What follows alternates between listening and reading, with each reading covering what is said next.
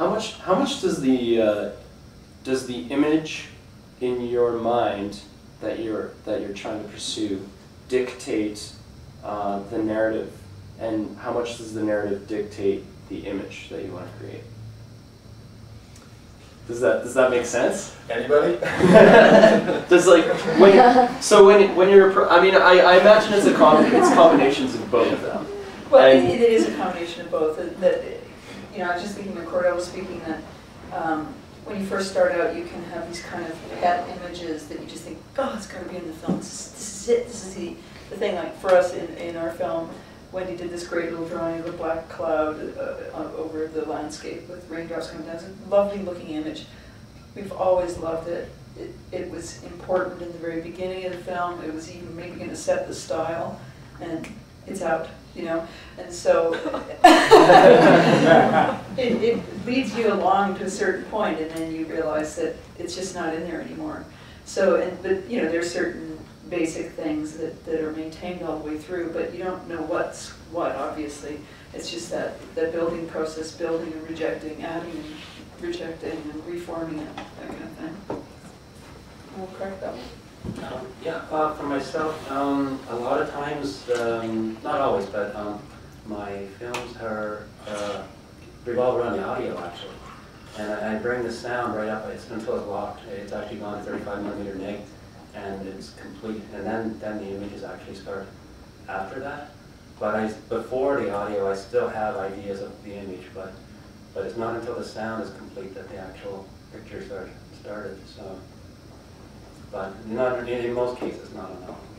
Do you ever start with a visual image, like any kind of a single visual image? Is the German one idea? A little, yeah. Yeah. Yeah. And the last film I just finished, actually, the images were completed first before the sound was even started. But normally it's the other way around. Yeah.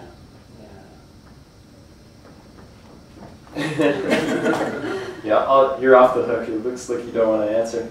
Oh, was you were looking at me? Yeah, yeah, I realized I definitely was. Just keeps glazing over. What was the question?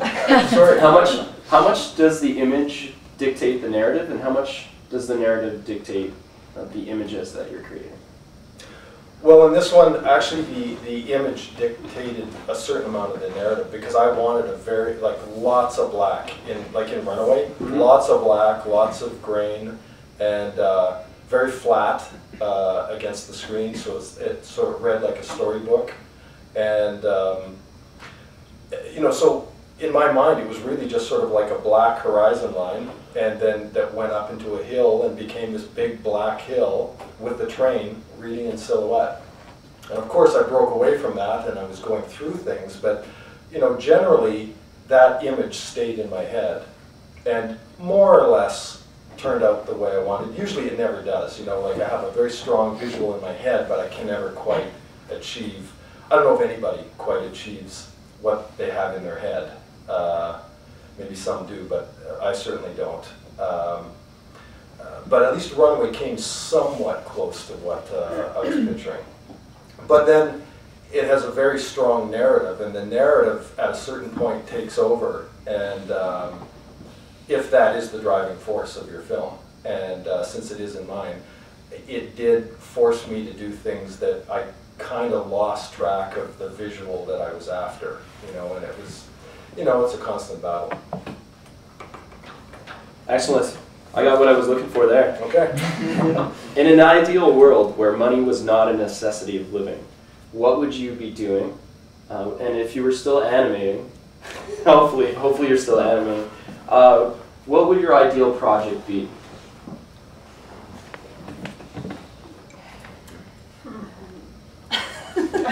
I'll do it. I'd be playing tennis every day. I don't know if I'd be animating. You know, it's such a grueling thing, and I've often viewed it as like a lot of people would say, "Oh yeah, I would animate, you know, no matter what." But I mean, the question I would always pose would be, okay, if you were the last person on Earth, would you really be sitting animating? For yourself, you know, it just wouldn't really. If you're the last person on Earth, you wouldn't be playing tennis.